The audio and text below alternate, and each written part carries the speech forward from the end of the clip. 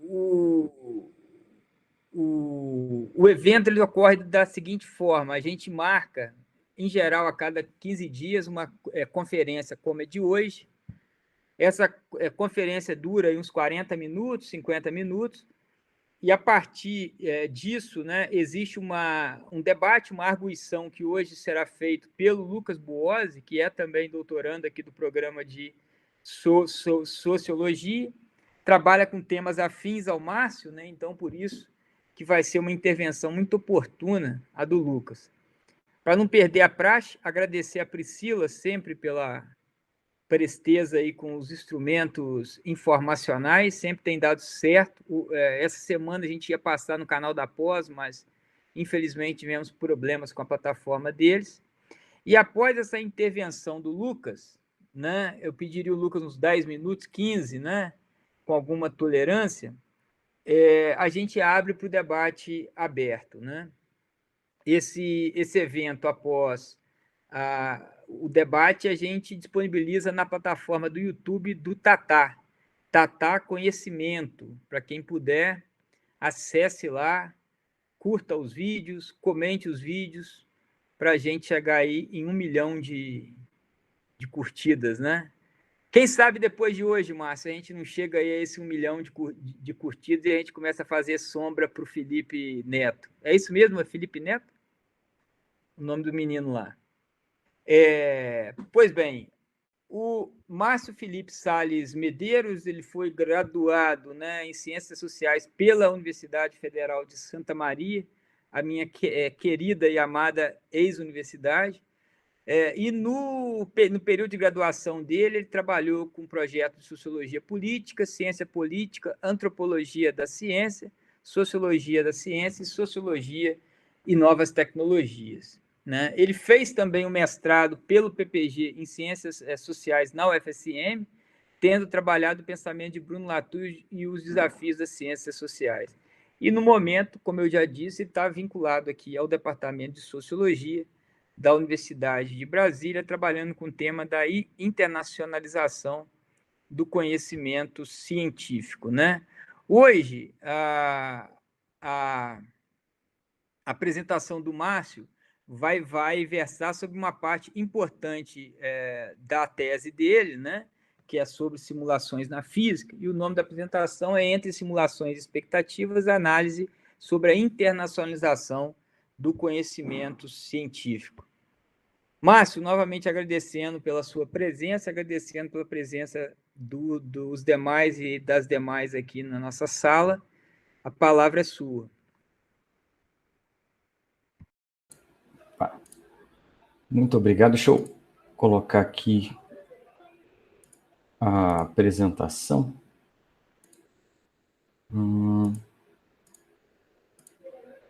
Acho que estava aqui. Agora apareceu.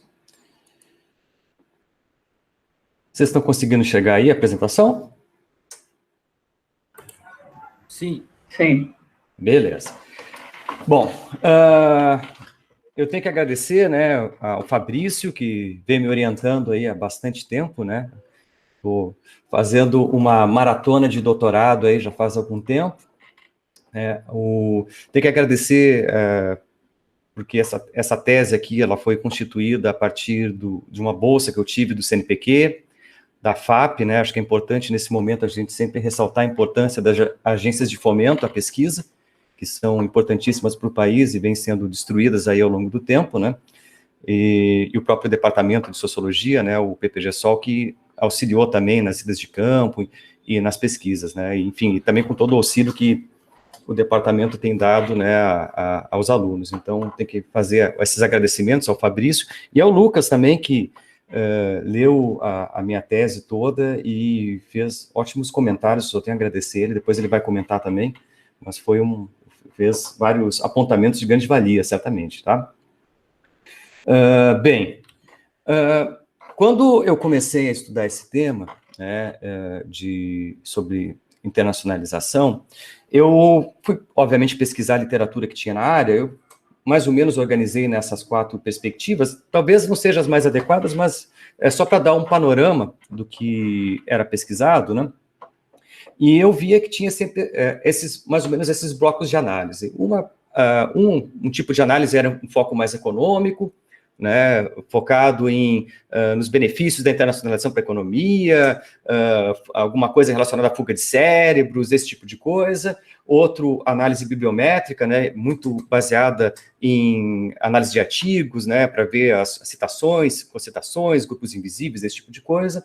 Uma perspectiva mais relacionada à globalização e também focada na questão das universidades globais, né, de como as universidades têm que atrair pesquisadores de outros lugares, enfim, para entrar nos rankings internacionais e tudo mais. E é uma perspectiva centro-periferia que é bastante difusa do ponto de vista do que ela pesquisa, porque ela não tem um eixo específico, mas que trata muito dessa relação centro-periferia, né, dos locais centrais, periferia, a partir de diversos ângulos, né. E uma coisa que me inquietou quando eu comecei a analisar, é que muito das pesquisas que existiam, elas partiam do princípio, né, elas mostravam esse quadro de internacionalização, como os pesquisadores transitavam e tudo mais, mas elas não traziam como isso acontecia, né, e para tentar achar como isso acontecia, que surge a minha pesquisa, né, ela tenta encontrar, analisar o processo de internacionalização a partir da dinâmica do cotidiano do pesquisador, né? Essa é a primeira diferença, vamos botar assim, da tese, né? Para tentar analisar esse fenômeno que é a internacionalização do conhecimento científico, né? Para fazer isso, eu vou a um laboratório, né, de pesquisa, né, que trabalha com simulação computacional, né, que é, no caso específico, ele trabalha, né, com esse princípio que é o Density Functional Theory, a DFT, né. Esse laboratório, esse tipo de pesquisa, chamado também de pesquisa em sílico, né, é um tipo de pesquisa que trabalha com a construção de simulações computacionais, né, então eles têm que construir um modelo a ser simulado. Basicamente, o laboratório trabalha com materiais em escala nanométrica, então eles simulam estruturas nanométricas, e a partir dessa simulação de estruturas nanométricas, eles acabam vendo, enfim, organizando, né, os parâmetros que acabam tendo ali. Então, eles constroem uma simulação, né, essa simulação, esse input, né, vai ser colocado dentro de uma estação computacional. Aqui do lado, né, essa imagem que está ali é de uma estação computacional, né? São inúmeros processadores, inúmeras memória RAM, enfim, é tudo em grande quantidade, né, porque são contas que demandam muita capacidade computacional, né, vamos botar, por exemplo, assim, um cluster, né, um cluster seria um pedaço do parque computacional, né? Um pedaço desse parque computacional, dependendo da simulação, leva até vamos botar, uma simulação que eu presenciei, o pessoal rodava a simulação lá e demorava, vamos botar assim, levava um mês, rodando aquela simulação 24 horas por dia, para conseguir ter o output.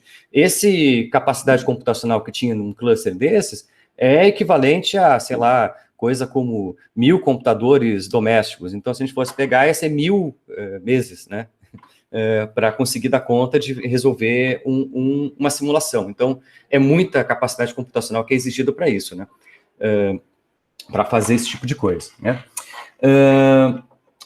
Basicamente, a dinâmica de funcionamento do laboratório, que isso é importante para saber onde é que eu extraí os dados, né, ela é o pesquisador ficar na frente do computador, eles iam para o laboratório, né, não tinha ainda a dinâmica de home office, né, embora se pudesse fazer muita coisa de casa, sempre, todos os locais que eu fui, né, se trabalhava no laboratório, ninguém trabalhava de casa, né. Então, se ia para o laboratório, até porque a infraestrutura era muito melhor, né? Você trabalhava no laboratório, lá se fazia, né, as simulações. Então, a dinâmica de funcionamento do espaço era basicamente ficar ali e tinha os momentos de encontro, né? E eles são bastante importantes e singulares dentro da pesquisa, porque são nesses momentos que eu acabo tirando muitos relatórios muitas observações do campo, né? Porque nesses momentos de intervalo, que as pessoas iam tomar café, né, são os momentos de descontração. Isso acontece vou botar, o momento do café é comum a qualquer lugar todos os lugares que eu fui, né? Então, eu fui em mais de um local, depois eu vou tratar um pouco sobre isso.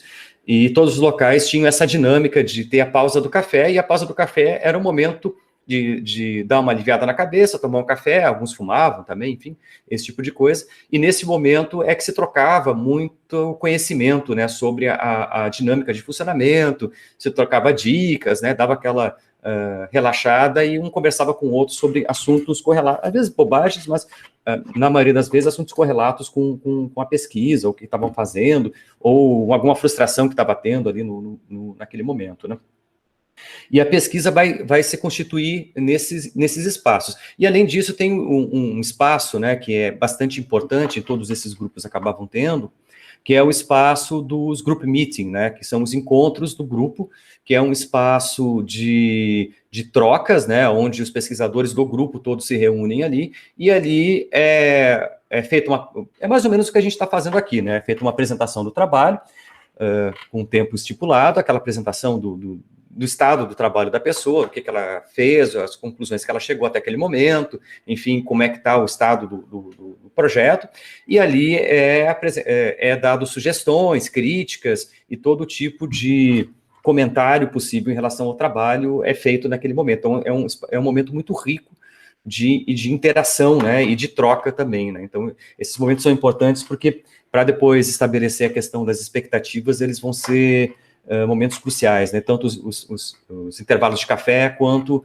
esses group meeting, né, que são os momentos, claro, e as orientações, né, que eu acompanhei algumas também, pude acompanhar, né, tive bastante abertura durante esse tempo e consegui ter acesso a bastante material e informações, né. Os locais que eu fui para realizar minha tese, né, e aqui a importância da FAPDF para isso, né, é sempre importante ressaltar, porque a minha viagem internacional só aconteceu por causa dela, né, ela que financiou toda a minha ida, foi nesses 3 espaços, né. Aqui embaixo eu tenho o espaço da USP, que é esse embaixo à esquerda, tá, pega um pouco da área lá onde é que eu fiquei, né. Esse espaço da USP, né, ele tem uma singularidade em relação aos outros centros, né, porque ele tem no caso, o grupo que eu pesquisei, ele tinha um espaço só dele lá, né, um espaço só dele com uma estação computacional própria, tá? Então, eles tinham um parque computacional só deles, né, que não dividiam com ninguém, né, que era exclusivo pro núcleo de pesquisa, que, inclusive, na época que eu estava lá, ficava no prédio, né, e depois que eu parei minhas pesquisas de ir para a USP, ele se mudou para um prédio na frente, né, mas continua exclusivo do grupo, né, eles acharam uma sala maior lá, e colocaram com uma refrigeração um pouco melhor, e colocaram a parte computacional para eles. Esse em cima, né, à esquerda, é a área, né, do laboratório que eu fui lá, que também é importante, né, o grupo que trabalha na USP com a pesquisa é um grupo fechado, tá, tem 3 pessoas que coordenam o grupo, e essas 3 pessoas mandam, né, são computadoras do prédio ali e coordenam todo o espaço, tá. Esse grupo de cima ali, da esquerda, em cima da Suécia, tá, esse prédio é o prédio de todas as ciências naturais e exatas, tá, todos estão ali, e ele é todo interligado por uma questão climatológica, né, eles têm um inverno muito rigoroso lá, isso faz com que, né, eles não consigam sair do prédio, né, no inverno faz menos 20 graus lá, e em Uppsala, então eles têm que ficar dentro do prédio, né, e eles conseguem ter interação entre as diferentes áreas das ciências exatas, que é promovido até pela instituição, né, e lá o departamento, né, vamos botar assim, o que representa a estrutura do grupo de simulação computacional brasileiro, que tem mais ou menos, somando, né, os coordenadores com os pesquisadores, algo em torno de 15 pessoas, né, lá na Suécia tem algo em torno de 80 pessoas, tá, é bem maior, né, são muito mais pesquisadores, eles têm um departamento inteiro só para isso, né, enquanto no Brasil é um subdepartamento da área de física, lá na Suécia é um departamento inteiro da universidade, né, destinado a essa parte de simulação computacional e com diferentes matrizes, né? Então, a DFT é um grupo um pouco mais restrito lá, de uns 5 pesquisadores, né? Mas daí tem outras áreas de simulação, mas eles acabam trocando algum tipo de figurinha lá, né? Trocando algumas ideias, porque eles fazem colaborações também, né? E na Suíça, esse espaço, eles têm um andar inteiro, tá? Quer dizer, não é um andar, mas é uma seção inteira do prédio, que é fechado, né? Então, para entrar nesse espaço, tinha que ter um cartãozinho lá para entrar. E é o grupo, vamos botar assim, ele é nos mesmos moldes do grupo brasileiro, ele funciona exatamente da mesma forma, né? É um grupo que é um subgrupo dentro do departamento de física lá, ou de engenharia, acho que de física. Esse grupo é coordenado por uma pessoa com 2, vamos botar, subcoordenadores sêniores, né? Que tem vínculo com a instituição, mas não chegam a ter vínculo efetivo, né? Só um que tem vínculo efetivo que coordena o centro e coordena as finanças, né? E esse grupo é o grupo mais, vamos botar assim, forte dos grupos que eu pesquisei, né? Embora o grupo brasileiro seja bastante importante, a gente vai ver por que isso, mas é um grupo mais rico, vamos botar assim, e muito provavelmente um dos grupos mais ricos do mundo na área de simulação computacional, né? O orçamento anual deles era em torno de 15 milhões de dólares, né? Que é um orçamento bastante volumoso para essa área de simulação computacional, né? Ele era um dos departamentos mais ricos e tudo lá era muito bem pago, né? A pós-graduação é a mais bem paga do mundo, né? Enfim, essas coisas fazem parte desse ambiente aí, tá? De funcionamento. Para fazer a minha pesquisa, eu usei esses 2 elementos em conjunto, tá? Eu vou usar, a partir dessa ideia de resistência epistêmica, né, que o Fabrício aqui é um conceito do Fabrício, não é meu, e não sei se o Fabrício já publicou um artigo, se não publicou, está demorando para publicar, inclusive, mas esse princípio de resistência epistêmica é um princípio bastante importante para a minha tese, que é uma crítica que o Fabrício acaba fazendo, a incorporação de teorias que a gente acaba fazendo dentro das ciências humanas de contextos que não são os nossos, né, que a gente acaba usando, importando teorias, né, sem fazer o devido ajuste, né, e não valorizando, de fato, o nosso contexto como um contexto capaz de produzir teorias, né, capaz de produzir novos conhecimentos, novas categorias, novas perspectivas para a área, né, então seria essa ideia de levar a sério o nosso dado empírico para, a partir disso, começar a conjecturar, né, modelos teóricos e sistemas explicativos. Né? Então, a partir desse princípio, né, que o Fabrício sempre instiga na gente, a gente produzir inovação a partir dos dados empíricos, eu usei, né, a teoria fundamentada, né, que é o Grounded Theory, que ela parte justamente da coleta de informações de campo, né, da organização e sistematização dessas informações de campo. A partir disso, essas informações vão ser categorizadas, né, a gente ordena essas informações todas, e só depois das informações estarem ordenadas e organizadas e referenciadas em relação ao campo, que se constrói um diálogo teórico. Então, o diálogo teórico é a última coisa que é feita nesse trabalho, né? Isso vai repercutir na própria estrutura da minha tese, né, que o último capítulo dela é o capítulo teórico. São 5 capítulos, os 4 primeiros capítulos são descrições do campo e organização dos dados, para no último capítulo aí sim vir essa descrição, essa análise teórica mais profunda, né, do trabalho. Isso é bem importante, porque esses elementos que eu estou trazendo até agora são a base para começar a discutir aí sim os elementos que eu acabei encontrando lá, né. Bom, entrando já no trabalho, né, nos dados que eu acabo trazendo, eu acabo percebendo 3 conceitos que acabam emergindo a partir do campo, que são extremamente importantes para entender esse processo de internacionalização. Porque quando eu acabo estudando o meu campo, né, eu vejo as coisas em construção. Eu não estou vendo, analisando, vendo ou dialogando com eles a partir daquilo que já foi feito, né? Eu estava vendo aquilo que estava sendo feito naquele momento, né? As estratégias que estavam sendo tomadas, era isso que estava me motivando justamente a estar ali, né? E quando eu começo a entrar em contato com esse tipo de coisa, eu começo a ver que a internacionalização, ela é uma coisa fugidia, né? Porque ela não é algo concreto ou extremamente estabelecido, né? Aí foi um dilema existencial conseguir categorizar isso, porque eu fiquei pensando em várias coisas, e o conceito de expectativa foi a solução para isso, porque de fato é uma expectativa, né? E essa internacionalização, ela envolve uma expectativa em relação à produção de conhecimento em um sentido muito amplo, né? Porque essa expectativa, ela vai organizando o que eles vão colocar como feeling acadêmico, né, que é um tipo de conhecimento tácito produzido no laboratório, que é uma expectativa sobre a produção de conhecimento difundida de forma tácita, né? Ou seja, a partir da interação dos atores, ali eles iam desenvolvendo e construindo esse conjunto de expectativas, que vai direcionando, né? Então, por exemplo, esse tipo de assunto que a pessoa tem interesse de pesquisar, ele é bom ou ruim para publicar, né? Será que ele é bom? Será que ele é ruim? Será que ele consegue publicar numa grande revista?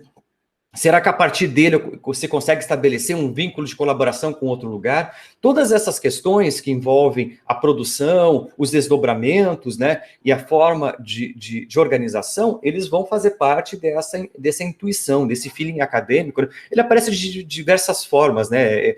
Tanto intuição quanto feeling acadêmico são conceitos endêmicos, né, que os atores trouxeram. Mas ele aparece de várias formas, mas é sempre sobre essa mesma coisa, né? Que é aquela intuição que ela vai se ajustando com o tempo, né? Isso é uma coisa bem interessante, né? Que, vamos botar isso, envolve a formatação do campo, né? Das pessoas acabarem se organizando a partir dos elementos relativos ao campo, né? E organizando a sua forma de pensar a partir disso. Isso acaba vindo com o tempo. Quanto mais tempo a pessoa passa fazendo pesquisa, né, quanto mais degraus ela já passou, isso envolve mais tempo de exposição, quanto mais lugares ela transitou, mais apurado, vamos botar assim, esse feeling acadêmico que a pessoa acaba tendo em relação àquilo que ela está produzindo, como ela está produzindo e como ela está interagindo com o conhecimento. E esse feeling, né, ele acaba se relacionando diretamente com a internacionalização, porque ele vai dizer também aos desdobramentos desse conhecimento, né? Então, se aquele artigo vai ser publicado numa boa revista, se ele é publicado numa boa revista, isso abre possibilidades, por exemplo, de um pós-doutorado ou coisa do gênero em outro país, então, ou de um vínculo, uma parceria, ou desenvolver alguma coisa. Então, todas essas desdobramentos, né, relacionados, que seriam propriamente relacionados à internacionalização, eles também aparecem como uma expectativa ali dentro, né? Que são, vamos botar, projeções construídas ali que elas se concretizam ou não, né? E é isso, né? Ela não tem uma dinâmica, ela é uma tentativa e erro, né? Ela é uma expectativa que você cria esperança sobre aquilo, e a partir disso se direciona energia para desenvolver aquilo, às vezes ela dá resultado, às vezes não dá, e segue-se a vida, se constitui novas expectativas a partir daquilo, ou se muda o projeto, porque a expectativa foi frustrada e vai para outro lugar na pesquisa, enfim. Isso acaba fazendo parte, né, do modo de ação, enfim, dos desdobramentos dos pesquisadores, né. E como eu falei, né, essa construção, ela envolve esse conhecimento tácito, essa exposição, e ela... E um elemento que foi trazido à tona, né, por vários pesquisadores, foi sobretudo, né, na construção desse feeling acadêmico, que é apurar esse feeling acadêmico, né, que é de dar tiros mais certeiros, vamos botar assim, em relação ao processo de construção de trabalhos, né, da construção dessas expectativas sobre os projetos que estão sendo construídos, ela envolve os trânsitos, né. E aqui eu trouxe 3 pesquisadores, eu procurei não trazer tantos, né, para não poluir muito o mapa, né, eu trouxe, aqui são os 3 pesquisadores que são os coordenadores de cada um dos centros, né. Aqui são nomes fictícios, tá, que eu coloquei, não usei o nome real deles, mas tem o Nathan, que é o coordenador lá da Suíça, né, da Universidade lá de Lausanne, o Carlos, né, que é o coordenador da USP, e a Sara, que é a coordenadora lá de Uppsala, né, que é a chefe lá do departamento de Uppsala. Se a gente vai ver, né, a trajetória tem algumas peculiaridades, né, a Sara dos pesquisadores é a mais antiga, né, mas ela começou na graduação, né, ela fez um doutorado em Uppsala, e ela vai para os Estados Unidos e vira professora, né? Os outros pesquisadores, eles têm uma trajetória um pouco mais longa, né? Eles saem da Itália, aí vai para Cambridge, né? O Nathan faz um pós-doutorado, né, nos Estados Unidos, depois vai para fazer um outro em Princeton, vira professor do MIT e e daí vira professor da Suíça, né? E o Carlos, né, ele fez doutorado sanduíche em Oxford, né, pós-doutorado em Trieste, depois vai para o MIT, depois vira professor em Kyoto, lá no Japão, depois vira professor da FBC, depois vai para a USP.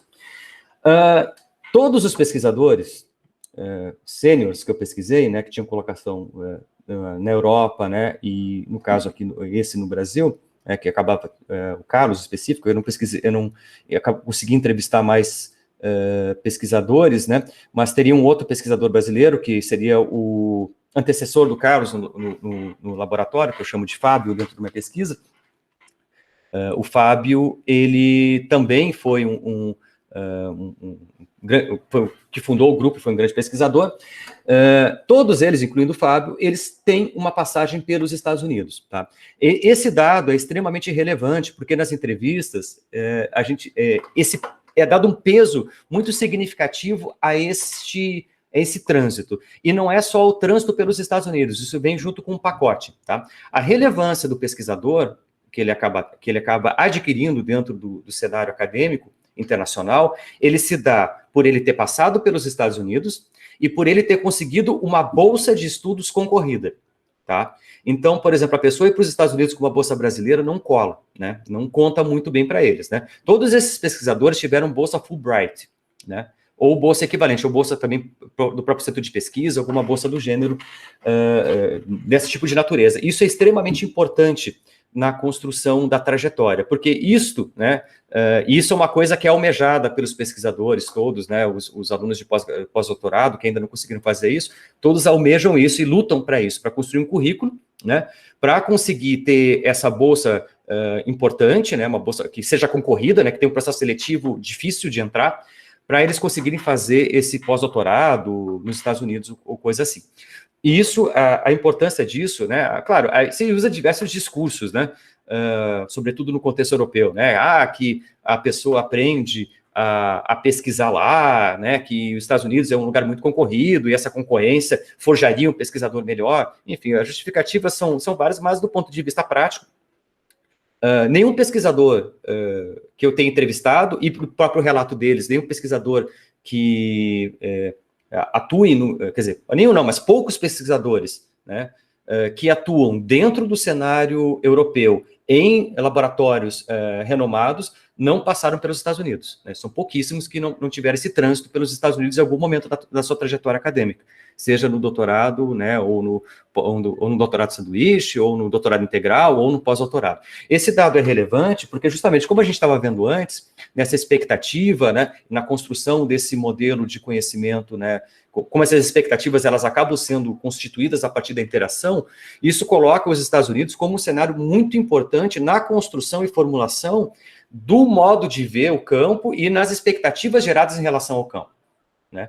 Então, porque justamente esse trânsito é necessário e isso imprime marcas nos pesquisadores. E todos trouxeram relatos e marcas e levam para as suas trajetórias e modos de ação e formas de orientação muito daquilo que experienciaram nos Estados Unidos, né? E isso acaba repercutindo no próprio modo de organização dos laboratórios. Porque se eles levam, né, o modelo de gestão dos Estados Unidos para os seus laboratórios, por exemplo, essa lógica de group meeting, e não é só o fato de existir o group meeting, a modo como ele ocorre, né? Vamos botar assim, a forma de organização dele é a cópia exatamente desse modelo que existe já nos Estados Unidos, que foi consolidado lá, vamos botar assim.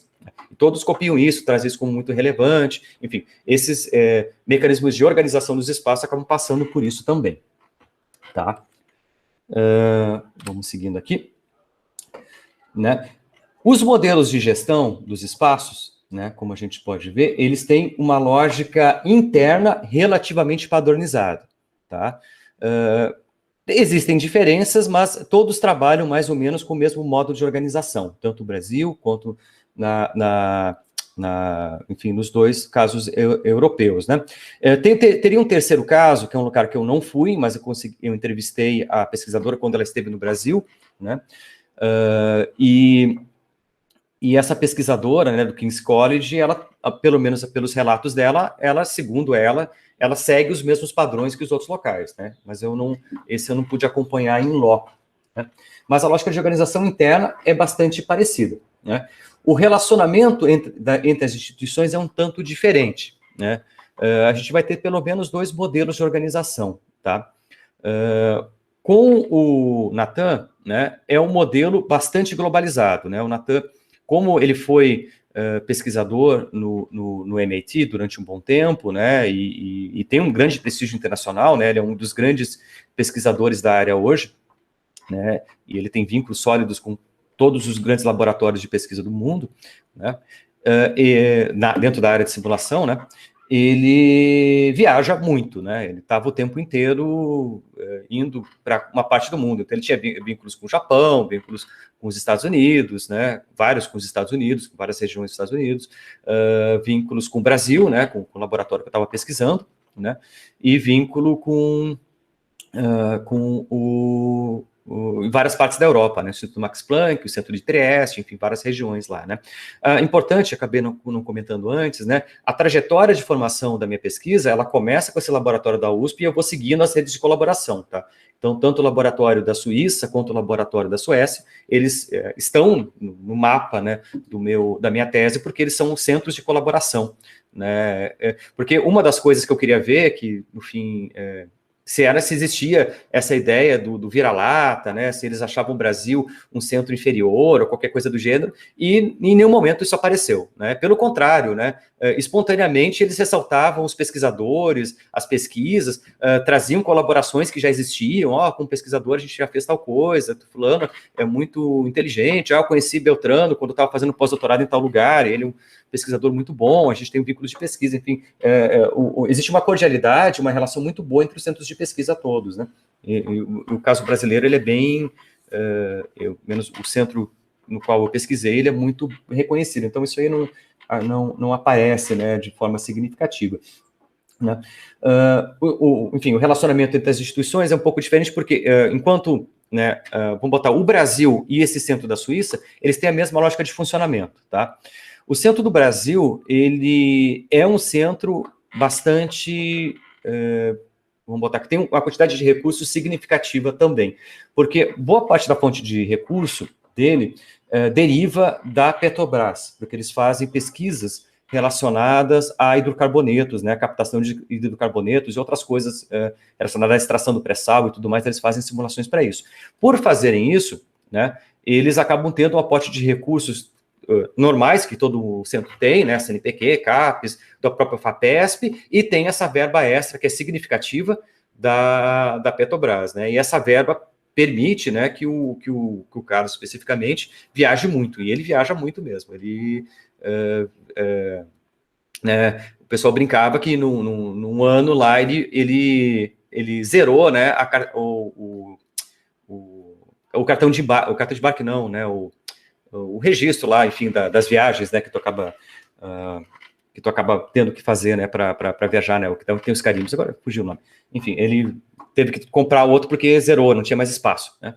Ele viajou bastante e ele está sempre conectado. Ele também participava de bancas em outros países, bancas na Suécia, bancas nos Estados Unidos, né? Ele é um cara que tem um trânsito internacional tão grande quanto o Natan, né? Porque justamente nessa área de hidrocarbonetos, né? Simulações com hidrocarbonetos, ele é um expoente na área, né? Então ele é muito requisitado aí no cenário internacional, né? O Natan, ele desenvolve um modelo computacional diferente, né, por isso que ele é muito requisitado também. Ele criou todo um sistema de simulação novo, né, então ele tem publicações de altíssimo impacto por causa disso, porque ele que criou o negócio, né, e concentra lá na Suíça, né. E o centro da Suécia, ele é um pouco mais modesto, né, em termos de amplitude. Os pesquisadores são importantes, claro, mas eles têm uma relevância muito mais regional. Eles têm vários vínculos de pesquisa, vários vínculos de colaboração, mas esses vínculos de colaboração ficam dentro da própria Europa, né, com a Alemanha, Itália e outros lugares. Isso aqui é importante salientar, porque, vejam, que nem eu estou colocando, né, a Suíça e o Brasil têm dinâmicas muito semelhantes, né, eles se propõem a fazer coisas semelhantes, porque seria, vamos botar, o modo de ação deles seria o suprassumo do que se espera de um grande pesquisador, de viajar muito, né, ter vários contatos, estabelecer várias relações com núcleos de pesquisa, né, se deslocar muito dentro desse cenário, né, de pesquisa.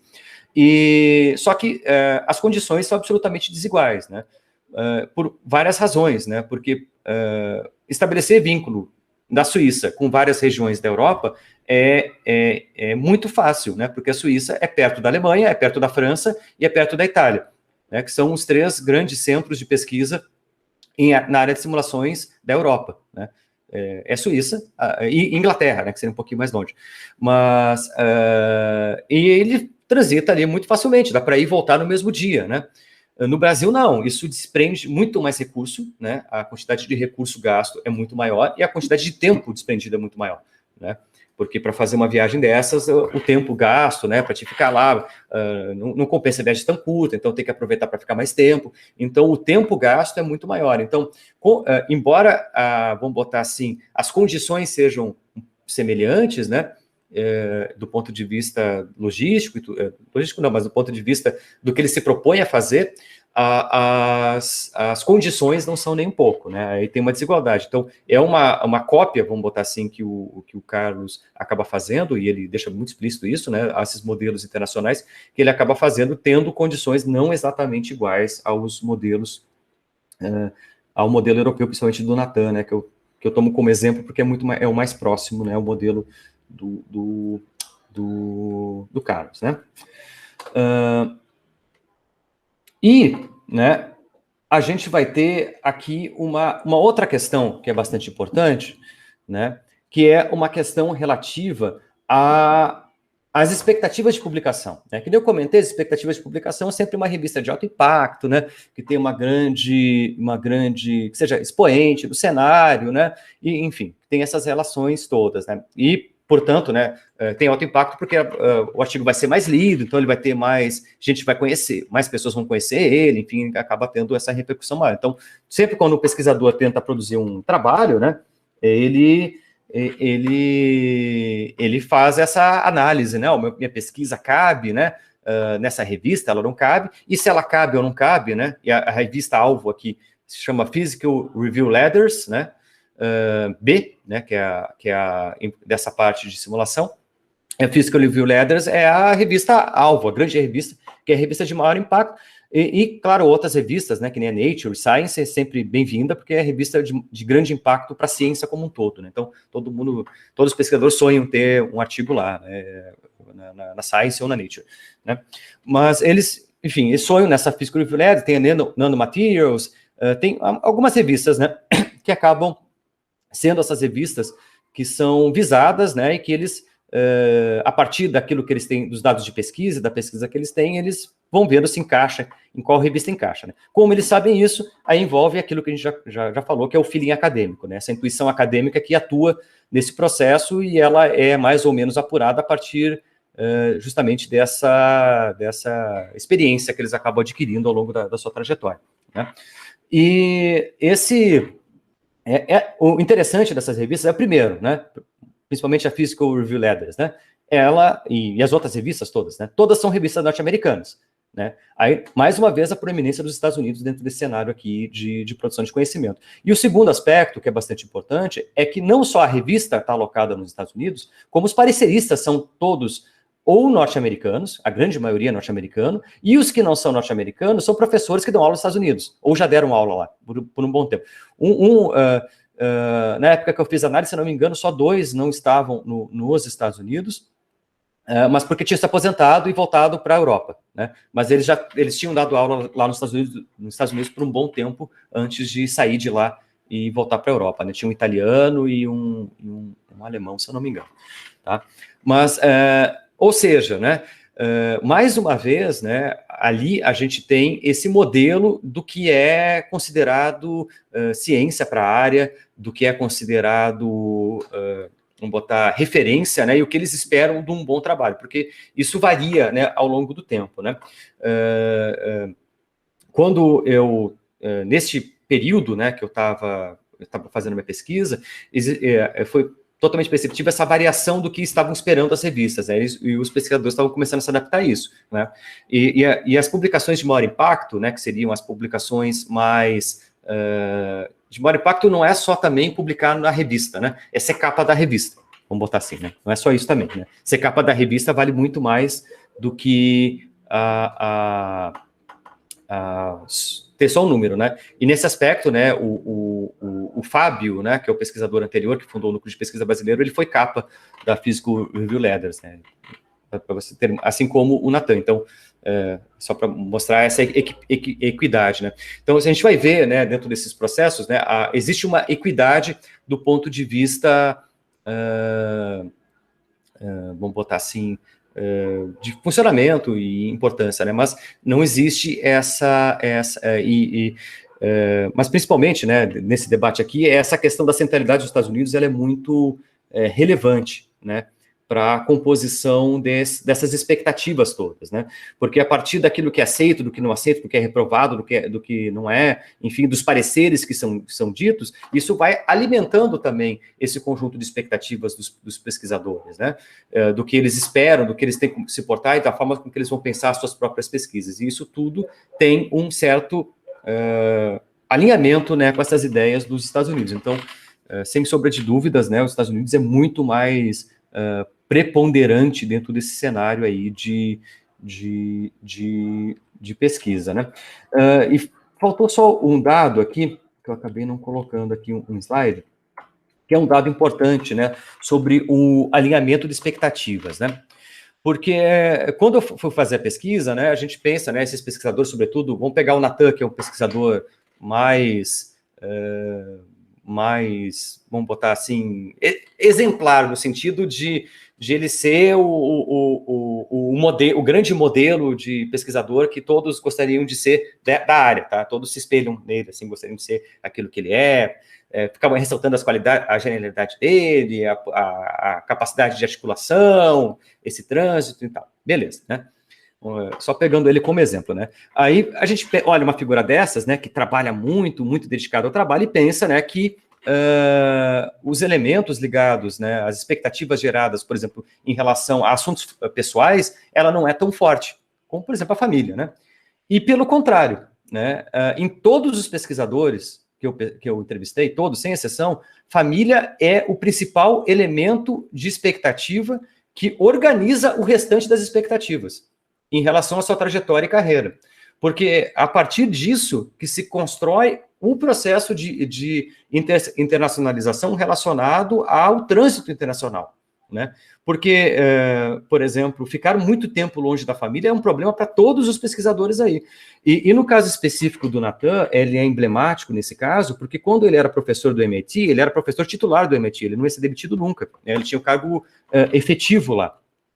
E ele abdica desse cargo efetivo porque ele adota uma criança, né? Ele é esposa, adota uma criança da Etiópia. Os Estados Unidos, ele não dá o visto para a criança, né? E o trâmite para a criança conseguir cidadania europeia demora, né? E ele se demite do MIT e vai para a Etiópia, né? Viver perto da criança. Ele passa um ano lá até sair o visto. Depois ele vai para a Suíça, né? Depois ele faz a proposta, né, ele tenta, né, vaga, né, abre vaga em Cambridge, Oxford e na Suíça, na mesma época, e ele passa em todas e resolve ir para a Suíça. É importante, assim, só para frisar a singularidade dessa figura, né, quando ele termina o pós-doutorado dele em Princeton, né, ele faz a proposição, né, ele manda currículo, né, para 70 universidades nos Estados Unidos, porque ele queria ficar lá na época, porque a esposa dele estava morando lá. Mais uma vez, né, o vínculo familiar guiando, né, muito da onde ele estava, onde ele queria ficar, né. E ele passa em todos, né, as universidades, e ele escolhe ir para o MIT, que foi a última proposição que ele fez, mas ele passou em 70. né? Essa figura, né? Por isso que ele é um ser quase lendário, assim, dentro do universo da simulação computacional, né? O Carlos acontece algo muito parecido, né? Porque ele acaba, quando ele estava com um pesquisador em Kyoto, ele podia ficar lá por 10 anos, né? Com o pesquisador, ele fica só 2. Mesma coisa, por causa de uma questão familiar, né? A esposa tenta ir lá para o Japão, ela não consegue, por várias questões, né? E uma delas, né? Ele acaba colocando que dentro do universo acadêmico ainda existe muito de uma questão de preconceito de gênero, né? As pesquisadoras femininas acabam sofrendo um tanto lá, e ela não consegue se adaptar ao contexto lá, e ele acaba voltando para o Brasil por causa disso. E todos acabam tendo essa relação. Então, essa variável pessoal, né, as expectativas relacionadas à saudade, né, que vai gerar ficar muito tempo longe, né, ao distanciamento prolongado dos núcleos familiares, isso tudo é levado em consideração em relação na construção da trajetória, né? Isso foi um dado bastante interessante que eu acabei vendo, né? Acho que é importante trazer aqui, porque isso vai conformar também as estratégias, né? Porque quando se faz estratégias de passar um tempo fora, esse tempo ele é muito bem demarcado, né? Não, vou passar lá tanto tempo e volto, né? Mesmo os pesquisadores que estavam na Suíça, né? Que eram nenhum era quase não, nenhum é suíço, né? Todos eram de outras regiões da Europa, né? E todos falavam a mesma coisa, né? Um era francês, estava lá, e ele, independente do que acontecesse, ia terminar o pós-doutorado dele lá e ia voltar para a França, né? Ou, enfim, para trabalhar lá, né? Os italianos queriam voltar para a Itália, enfim, essa lógica de voltar para casa, para uma região bem próxima, sempre era presente, né? Para ficar próximo ao núcleo familiar, enfim, as redes de relacionamento, né? E isso acaba organizando, né? Bom, eu dei um panorama, assim, geral do trabalho, né? Deixa eu interromper aqui. E aí eu abro para questões, né, para perguntas, né, para, enfim, quem tiver alguma dúvida, quiser saber mais sobre algum ponto específico, que aí a gente vai dialogando, né? Tentei apresentar mais os dados, né, e não ficar muito nas discussões mais teóricas sobre os assuntos, né? Mas se quiserem saber também, aí a gente pode discutir, tá? Muito bom, Márcio. Não vou me delongar, não. Chamo o nosso querido pesquisador, doutorando Lucas Buoli. E artista plástico também, ele quem faz os nossos pôsteres, né? Aqui é quem eu deixo meu agradecimento também. Lucas, é com você. A primeira coisa que eu gostaria de comentar, né, para além de agradecer a oportunidade, né, foi muito bom ler o seu trabalho, né, a gente já conversou sobre ele, né, ontem. Então, fiquei muito contente. O primeiro comentário que eu queria fazer é que uma coisa interessante da sua tese é que ela é uma tese contemporânea, né? Porque existe uma dinâmica no seu trabalho que não é uma dinâmica de polarização em relação àquilo que é objeto e campo para a sociologia e para as ciências sociais, né? Antes, até você cita o Castells, né? O Manuel Castells, que é uma referência para a área, de que não existe uma divisão estrito sensu entre aquilo que é mundo virtual, aquilo que é internet, e aquilo que é a prática social, né? E você utiliza dos dados bibliométricos. Então, existe uma confluência, né? Vamos dizer assim, de informações e de dados que é uma coisa que só é possível agora, né? Isso seria muito impraticável de fazer há 20, até mesmo 10 anos atrás, ainda era incomum. Então, eu vejo, por também fazer isso, né, um interesse cada vez maior em pesquisas que façam esse tipo de cruzamento. Então, de uma forma ou de outra, o seu trabalho, ele ensina, né? Então, é um processo de aprendizado também de ler. Indo para os meus comentários, né? Tem uma dinâmica muito interessante que você expõe sobre a construção do pesquisador internacional, né? Como você já salientou na sua apresentação, né? Os professores, eles são mentores. E o sucesso de um grupo de pesquisa perpassa necessariamente pela capacidade desse grupo articular recursos institucionais, afetivos, né? E de intuição visando a produção do pesquisador que pode, por exemplo, para os Estados Unidos, tendo uma bolsa concorrida, né, Fulbright, porque o sucesso do professor permanente tem que necessariamente ser traduzido nessa capacidade de você conseguir formar esse quadro, né? Então, existe aí uma lógica circular. Isso é muito interessante, né? E eu gostaria que você comentasse um pouco sobre isso.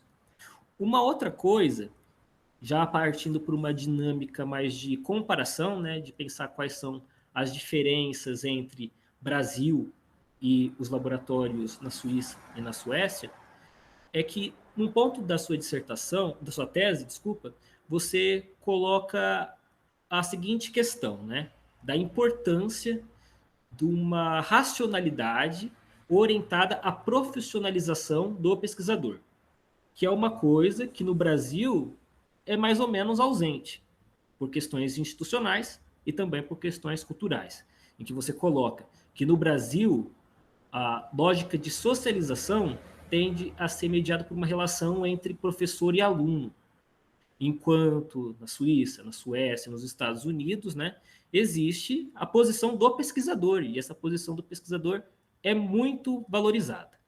E aí eu gostaria que você comentasse, né, a relação entre esse reconhecimento e a capacidade dessas instituições, né, no caso dessas instituições centrais, projetarem a sua imagem como instituições de prestígio.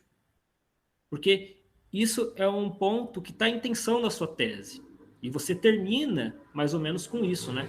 E é uma coisa que é bem discutida, né, na história, né, dos estudos históricos de ciência e tecnologia no Brasil. Que aqui no Brasil a gente tem, vamos dizer assim, a proeminência, né, dos pioneiros, né? Então, as suas áreas possuem os seus pioneiros. Entretanto, o reconhecimento institucional é baixo. Ao contrário, né, pelo que você expõe, do caso europeu e do caso americano, em que o sucesso do profissional, o sucesso do grupo, ele se traduz no sucesso institucional também. Aqui no Brasil, não. Eu gostaria que você comentasse, né, se existe essa relação, né, entre essa capacidade de conversão, né, desse prestígio do pesquisador, do prestígio institucional, a partir dessa criação, vamos dizer assim, de uma modalidade em que o pós-graduando, o doutorando, ele é, né, um profissional, né? Ele é reconhecido como um trabalhador. Depois eu acho que vou deixar você responder essas duas primeiras e aí a gente vai vendo a dinâmica, né? Enquanto o Márcio responde ao Lucas, eu vou abrir as inscrições aqui no chat ao lado, tá? Já vou me inscrever e quem quiser fazer pergunta que se inscreva também. Márcio. Perfeito. Bom, eu vou começar pela segunda, depois eu respondo a primeira, porque eu acho que a segunda é mais... Uma decorre da outra, né? Dá para a gente fazer uma junção aqui das perguntas, né? Essa sua pergunta é muito, muito importante, muito interessante, é um ponto importante da gente discutir mesmo, porque a gente tem várias questões que envolvem ela. A primeira delas é uma diferença... vamos botar, institucional, né, que é bastante marcada, né, a dinâmica institucional brasileira, ela é para um aluno de pós-graduação, seja doutorado, seja...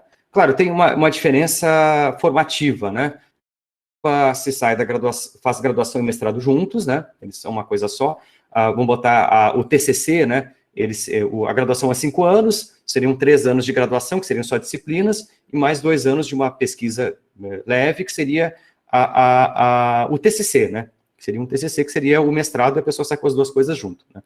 E depois se faz o doutorado. O doutorado já é uma experiência de pesquisa lá na Europa. E enquanto experiência de pesquisa, isso é regulamentado. A atuação do profissional é como pesquisador. Ele é um funcionário da universidade e ele tem o cargo de pesquisador, como pesquisador temporário lá dentro, enquanto ele faz o doutorado. Então, os 3 a 4 anos de doutorado que ele fica lá, ele vai ganhar 13º, férias remunerada, ele tem regime de trabalho, né? Ele tem que estar no laboratório de tal a tal horário, então ele chega às 9 da manhã e vai embora às 6 da tarde, isso então, ele tem que cumprir o horário, né? Ele não pode se ausentar, então ele tem uma série de responsabilidades, e ele tem uma série de benefícios por isso também, trabalhistas que qualquer lugar. Tem INSS, seguro-saúde, todas essas coisas que um trabalhador regular tem, né? E lá na Europa se tem isso também, né? No Brasil isso não existe, tá? Isso acaba alterando a dinâmica de funcionamento dos laboratórios, né? Eu vi coisas dentro do Brasil, eu vi assim, porque eu tive a oportunidade, né, de ficar 24 horas com as pessoas que eu estava trabalhando, né? Eu me hospedava na casa delas, né? E tinha um pesquisador em específico que ele trabalhava das 7 da manhã às 11 da noite todos os dias, né?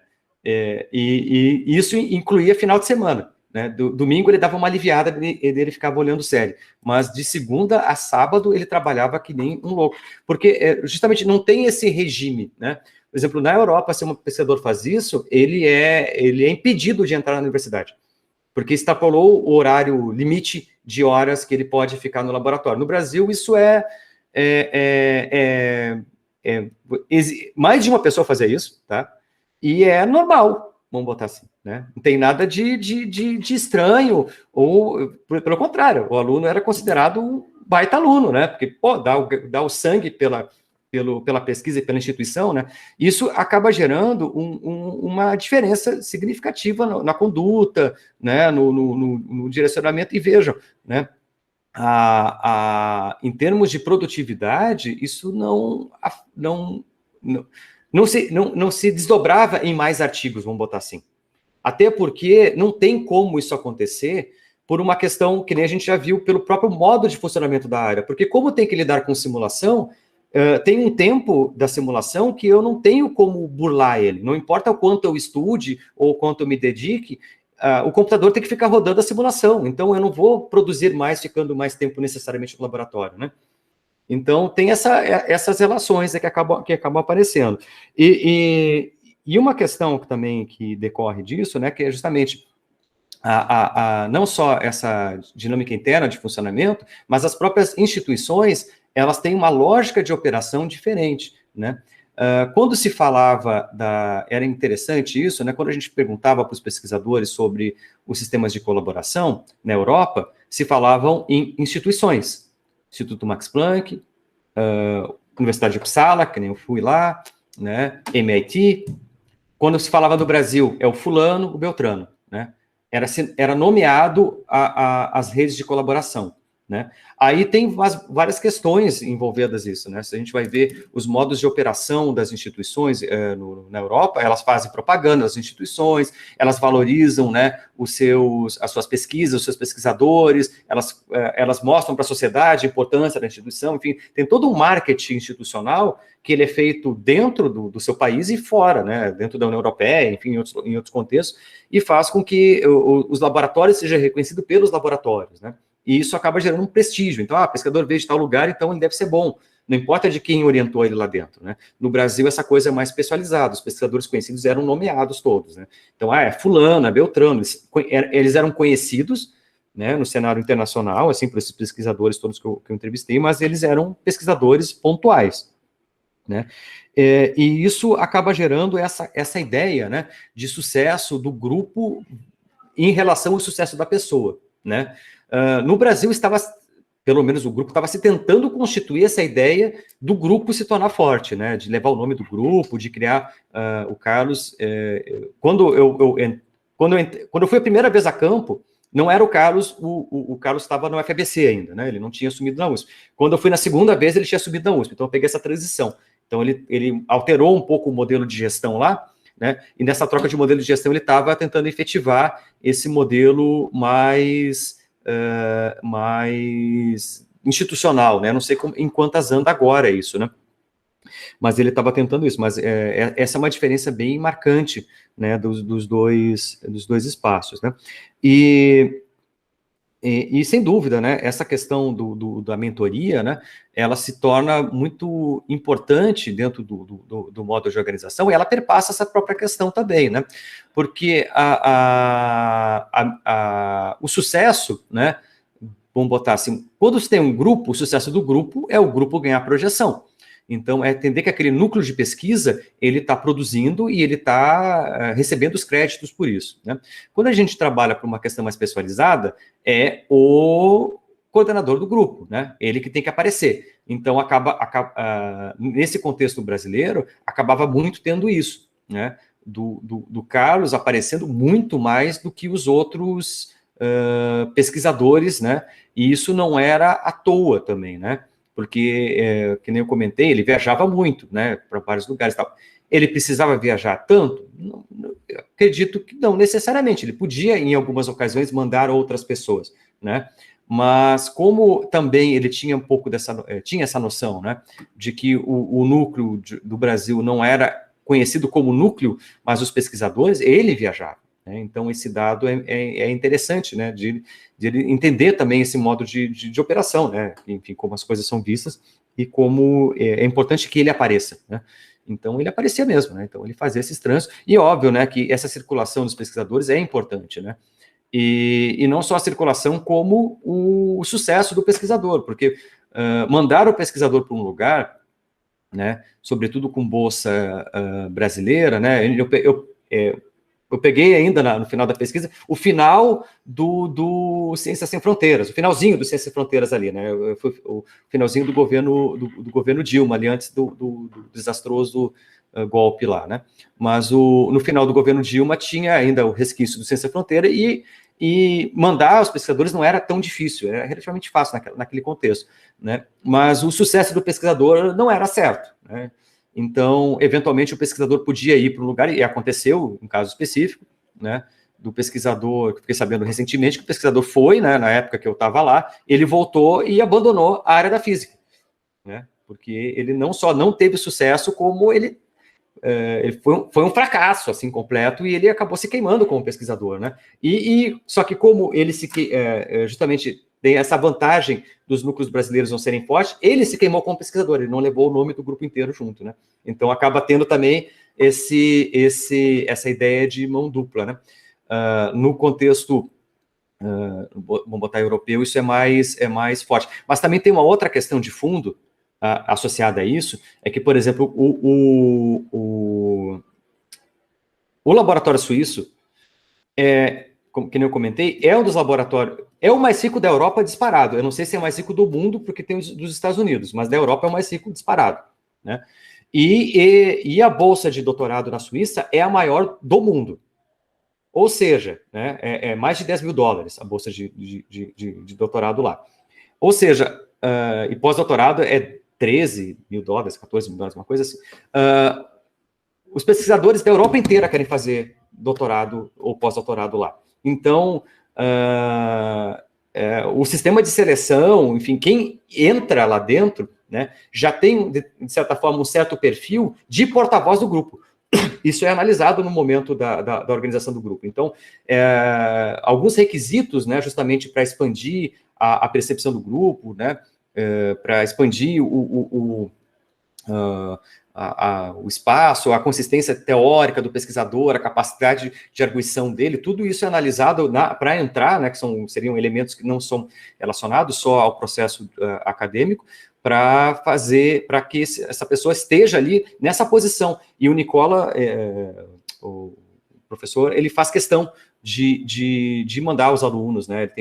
Ele viaja bastante, mas ele manda muitos alunos como representantes do grupo também, né? Porque ele sabe que eles vão representar bem, enfim, tem os braços direitos dele que vão lá fazer as coisas, ele delega mais, vamos botar assim, do que o grupo brasileiro nesse quesito, né? Acho que é isso, né? Claro, claro, essa formação, né, sem dúvida, ela segue essa circularidade, porque esses modelos, claro, né, eles formam, né, o pesquisador é formado, é forjado a partir dessa sua trajetória, essa sua trajetória é implementada dentro do núcleo de pesquisa, e essa implementação imprime marcas profundas na vida da pessoa, né? Então, a gente vai pegar, por exemplo, o Carlos específico, né? O modelo de gestão dele era um misto de tudo que ele passou na vida dele. Então, ele trazia algumas coisas do Japão, lá de Kyoto, trazia outras coisas que ele via em Oxford, lá que ele gostava muito, que eram umas coisas multidisciplinares, né? Encontros com outras áreas. Tanto é que ele tinha uma pesquisa, até que ele publicou um artigo agora recente, que é sobre simulação e sistemas de interpretação de gráficos a partir de música.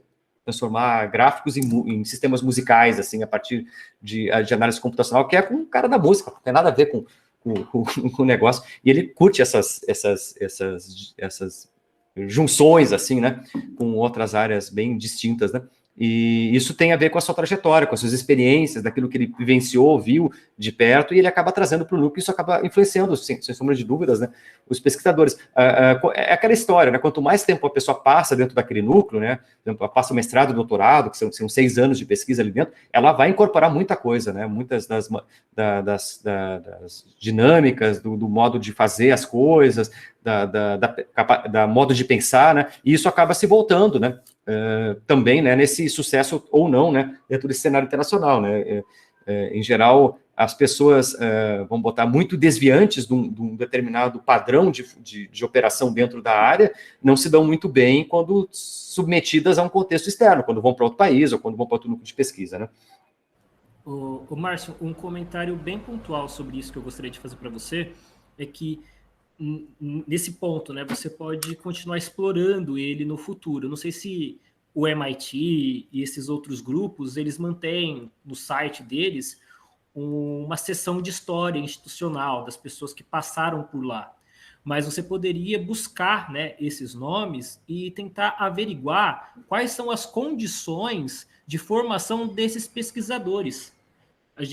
Pelo jeito, existe uma tendência, né, de que em lugares como o Brasil, a posição desses pós-graduandos tende a ser mais flexível, né? Mais frágil. Então, de buscar ver isso, de pegar esses currículos, né, dessas pessoas que vão para lá e ver qual é a condição, né? E pelos gráficos de bibliometria que você gera, parece que existe uma correlação disso, né? Da capacidade de publicar e da segurança desses profissionais enquanto tais, né? Uhum. Ah, sem dúvidas, né? Vamos botar a moeda a moeda de troca internacional é publicação, mas ela não é uma moeda equitativa, né? A publicação de maior impacto vale muito mais, né? Então, por exemplo, um pesquisador ter um artigo que tem 300, 400 citações, né, é muito diferente de um artigo publicado que tenha 30, né? Então, porque o prestígio, né, ele está muito associado a isso, né? Não só a quantidade, ao volume, isso é um dado importante, porque às vezes eu vejo a lógica de operação no Brasil, né, sobretudo nas ciências sociais, ela parece um pouco esquizofrênica nesse sentido, né? Porque lá a gente tem muito essa coisa da quantidade, do volume de publicação, né? O volume de publicação não é algo visado necessariamente, né? E quando a gente pensa no volume de publicação, sobretudo no contexto da Suíça mesmo, né? Que nem isso em palavras do próprio coordenador lá, ele deixa muito explícito que ele não importa que um pesquisador dele fique 4 anos fazendo uma pesquisa sem publicação, desde que aquela publicação gere um alto impacto, né? Então, essa preocupação com o impacto, porque na escala de valores dentro da ciência, né, dentro desse campo específico, ele é muito maior, ele é muito mais importante. Então, se a pessoa tem um grande artigo publicado, isso abre muitas portas para ela, né? Que é o caso do Natan. Ele tem um artigo que tem 400 e poucas, 500 citações, por isso que ele é tão extraordinário dentro da área, tem tanto portas abertas e tudo mais, é por esses artigos. Ele não tem um só que tem muita citação, tem vários que tem muito impacto, né? Vários, assim, sei lá, tem 200 e poucos artigos publicados, ele tem um punhado de 5 que são os artigos mais importantes para ele, né? Enquanto em outros contextos, e o próprio contexto brasileiro, né? Não, mentira, ele tem 100 e poucos artigos, se não me engano, era 130 artigos que ele tinha publicado na época que eu fiz a avaliação, dá para reorganizar esses dados. O pesquisador brasileiro, né, o antecessor do Carlos no laboratório brasileiro, tinha 273 artigos publicados, né, porque ele é nessa outra lógica de operação, né, que é a lógica mais brasileira, que é de publicação em alta frequência, né, frequência de publicação, tem muitos artigos publicados, ele tem artigos de alto impacto também, mas ele tem uma frequência muito maior de publicação, né? Então, tem essas dinâmicas aí que são diferentes, né?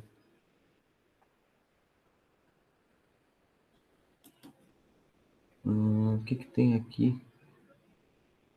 Fabrício, o seu microfone está desligado. O microfone está desligado, me desculpe. Eu tentei entrar umas 3 ou 4 vezes e agora que eu vi que o microfone estava desligado.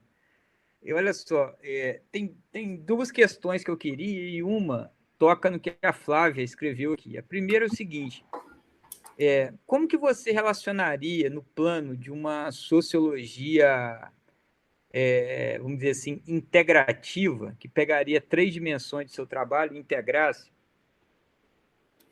os resultados do seu trabalho? Eu já vou falar das dimensões. A primeira dimensão é a carreira profissional dos pesquisadores. A segunda dimensão é o objeto de pesquisa, a área de trabalho deles, né? Que é a questão da física, né? Como é que fala? Primeiros princípios, mas tem um nome de simulação, né? Carreira, objeto e internacionalização. No seguinte sentido, para internacionalização, você acha que impacta mais numa carreira internacional o vínculo com uma determinada instituição, o vínculo com uma rede de pesquisa, ou impacta mais o objeto que a pessoa pesquisa dentro do campo de simulação? A minha questão é mais importante você estar institucionalmente bem localizado? Isso aí você pode até não ter dado a respeito, mas uma hipótese que você poderia levantar. É mais importante para esses pesquisadores estarem institucionalmente bem localizados ou eles estarem numa área de pesquisa, vamos dizer assim, que pode ser a bola da vez ou que é a área que possibilita maior visibilidade internacional ou até no caso das empresas, né, que atrai mais interesse empresarial, etc. Né? A segunda questão, a Flávia coloca aqui, só para esclarecer um pouco, Flávia, em geral, quem é contratado numa universidade no Brasil é contratado para ser professor, não é para ser pesquisador. Entende? Então, o nosso laço é de professor, então você não estabelece, vamos dizer assim, um laço institucional de pesquisa com a universidade, você estabelece com a CAPES. Né? Você entra num programa de pós, né? E a CAPES não é da universidade, a CAPES é da CAPES, é um órgão que está acima das universidades, acima no sentido assim, a CAPES não depende das universidades, né? Então, nós temos que fazer para professor. E aí, como você colocou aqui bem, né, o que acontece é que a universidade, em geral, embora ela queira potencializar a sua pesquisa, o que ela visa potencializar é seu trabalho docente mesmo. Né? Embora hoje já esteja mudando bastante isso, mas você está muito ligado ao trabalho docente. Aí eu levo essa pergunta para o Márcio também, porque parece que os professores lá trabalham muito menos a docência do que a gente, né, Márcio? Ou seja, a grande maioria são pesquisadores, né? Não são professores como nós, né? Bom, deixa eu começar com a segunda de novo, porque ela é mais fácil e mais rápida, né? Sim, lá os pesquisadores,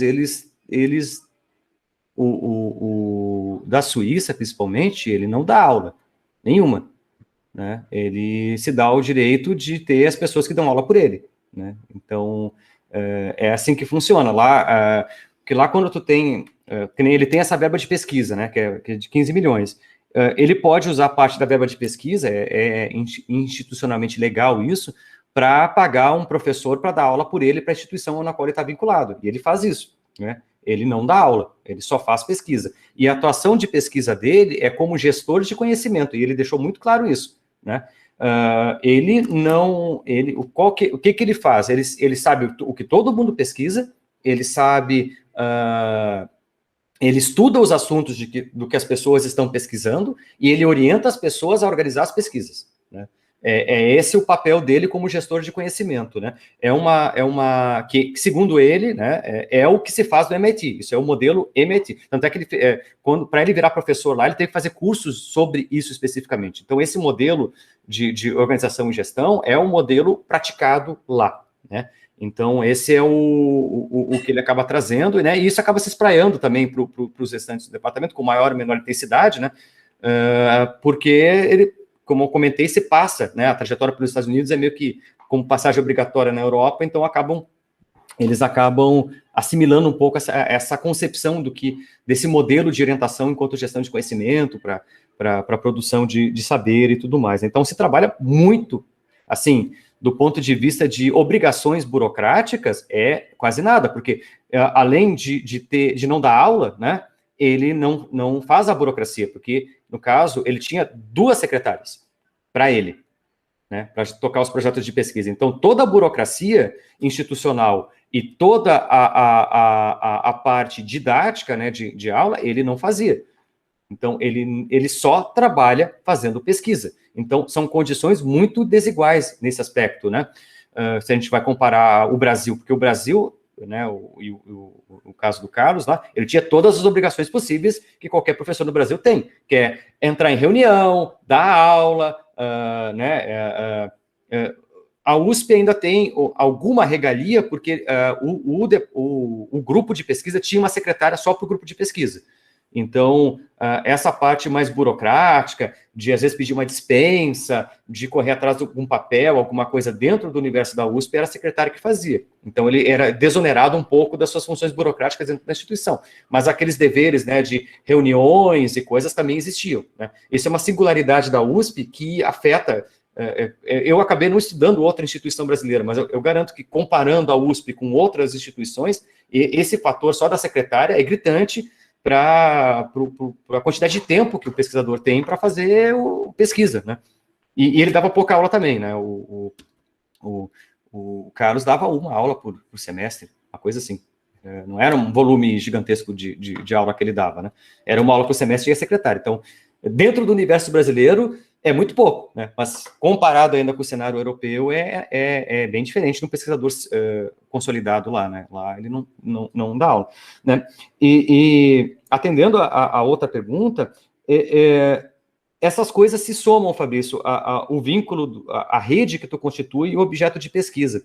Porque, vejam, que nem a maioria dos artigos publicados nas grandes revistas e que tem maior impacto, vem dos grandes centros de pesquisa, né? Ou seja, eles ditam o que é o assunto quente da área, né? Então, quando tu entra no centro de pesquisa, tu vai produzir um assunto que é quente na área naquele momento. Então, as tendências, vamos botar assim, de pesquisa, elas se consolidam nos Estados Unidos, né? Então, se tu passa por lá, principalmente no MIT, e trabalha lá, inevitavelmente, tu vai trabalhar com algum tema que seja vanguardista ou bastante importante ainda para a área naquele momento, porque senão ele não estaria sendo trabalhado lá dentro, né? Porque eles que ditam os caminhos da área. Então, isso gera os Estados Unidos ele tem uma circularidade, né? Tudo acaba voltando para ele, né? Do ponto de vista dessa produção, dessas expectativas, inclusive, em relação aos temas de pesquisa, do que é relevante, do que não é, né? Então, os pesquisadores de fora eles têm que meio que se adaptar a isso, né? O único exemplo, assim, que acaba tendo, né, nesse caso da Suíça, eles produzem algo totalmente inédito, né? Porque eles criaram um sistema de simulação novo, né? Que é deles, que é patenteado por eles lá e tudo mais, que permite com que eles façam simulações computacionais usando Big Data, né? Então, eles só, por exemplo, no caso lá, tinha um pesquisador que estava vendo a composição, por exemplo, de ouro com qualquer liga metálica existente, não radioativa, para ter um novo metal, uma nova liga de ouro totalmente branca para fazer relógio para a Rolex, né? A Suíça, né, tem a Rolex financiando. Então, esse tipo de utilização de Big Data, né, para fazer simulação computacional, é algo deles lá, né, que ele patenteou, e que fez com que ele tivesse uma proeminência. Então, eles criaram um fato científico, né, e criaram uma polarização de acordos que faz com que pessoas inclusive dos Estados Unidos, vão para a Suíça para fazer pesquisa, né? Mas, no geral, né, vamos botar a pesquisa, sobretudo nessa área de DFT, né, que são as pesquisas mais tradicionais, que é também muito praticado na Suíça, né, e a maior parte dos trabalhos não eram dessa simulação, eram justamente da parte de DFT, eles ainda ficam olhando para os Estados Unidos para ver o que eles estão publicando, né? Ficam vendo lá. Então, essas coisas se somam, né? Elas vão... Márcio, deu para perceber mais competição ou colaboração nos grupos? Olha, isso é interessante. Assim, o grupo, ele é uma micropanelinha, tá? Todos os pesquisadores se conhecem, porque como é uma área relativamente nova dentro da ciência, né? Ela começa com peso na década de 70. Então, essa geração estabelecida, que está na faixa aí dos 40 e tantos, 50 anos, é a segunda geração, né, de pesquisadores, né, que são herdeiros dos primeiros pesquisadores que começaram a área, né, e esses pesquisadores todos se conhecem, porque fizeram, enfim, tem vínculos de amizade entre eles, então existe alguma competição, né, porque tem as agências de fomento, principalmente, então quem sai primeiro com alguma coisa consegue primeiro financiamento da agência de fomento, né, e sobretudo no contexto europeu isso é muito, muito forte, né, o pesquisador ele depende da agência de fomento para fazer pesquisa e conseguir verba de agência de fomento é muito difícil lá, né, é muito concorrido, então quem é pioneiro em uma determinada simulação ganha antes, mas é vamos botar assim, uma competição relativamente amigável, né, dentro do cenário europeu, pelo menos o que foi relatado entre eles lá, né, e o que eles comentam, de fato, assim, os pesquisadores não têm muita animosidade entre os pesquisadores da Europa. Agora, nos Estados Unidos, a coisa é um pouco mais complicada, né, isso, dentro dos relatos também trazem, né, dentro do MIT tem todo tipo de sabotagem possível e imaginável para um sair na frente do outro para conseguir mais prestígio lá dentro, né. Então, lá é um ambiente bem hostil, vamos botar assim. E uma pesquisadora, né, a pesquisadora do King's College que eu entrevistei, ela trazia esse relato de pesquisadores pedindo ajuda para ela, né, para ela perder tempo, para não investir tempo na pesquisa dela, para o outro pesquisador sair na frente. Umas coisas assim, bem maquiavélicas, né, que aconteciam, e ela comentou, isso é normal lá, porque é um ambiente muito competitivo, né, não é só que ela é aquela ideia de expectativas autoalimentadas, né? O MIT gera expectativa que é o melhor lugar do mundo, né? Essa é uma expectativa gerada no campo, né? E essa expectativa gerada no campo de que o MIT é o melhor lugar do mundo se concretiza, né? Porque os melhores pesquisadores do mundo, tendo em vista que passar por lá é muito bom para o currículo, querem passar por lá. Então, eles acabam só fazendo a triagem, de fato, dos pesquisadores mais importantes que acabam querendo ir para lá em algum momento da sua trajetória, né? Então, tem pesquisadores muito bons que, eventualmente, têm as mesmas capacidades, né? Não tem uma discrepância muito grande em termos de capacidade cognitiva, ou estudo, ou dedicação, né? Aí eles usam essas artimanhas, né? Sabotagem mesmo para sair na frente. Então, essas estratégias de competição, vamos botar assim, bem injustas, elas ocorrem nos Estados Unidos, assim, pelo que eu tive de relatos, né? Mas tem essa diferença, né? Estados Unidos e Europa é aquela lógica americana, né? De vencedor, primeiro que chega vence, corrida para o oeste, né? Demarca o território, mata os índios e pega para ti a terra. É um pouco disso que eles tinham dentro menos de relato dentro do universo do MIT, né? E isso foi muito falado, assim. Em geral, os europeus faziam bolsões dentro do MIT de autoproteção, assim. Eles se juntavam dentro de grupos, né, para suportar o viver lá, né, porque era difícil.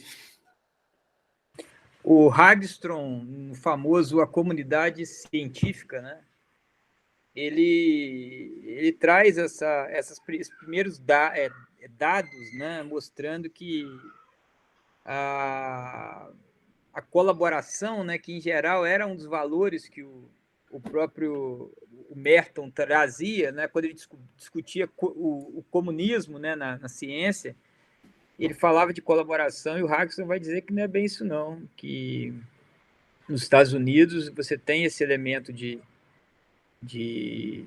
competição, né, e por isso que é difícil falar em comunidade, né? Uhum. Por isso que surge toda uma discussão depois para tratar, por exemplo, se é bom falar o termo comunidade, que o Kuhn acaba estabelecendo, ou se é melhor coletividade, né?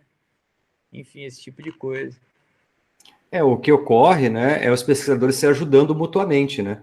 Então, por exemplo, o pesquisador consegue uma posição nos Estados Unidos como professor, sei lá, caso do Natan lá mesmo, né? Ele sai da Itália e vai trabalhar dentro de um departamento que tinha outro italiano, né?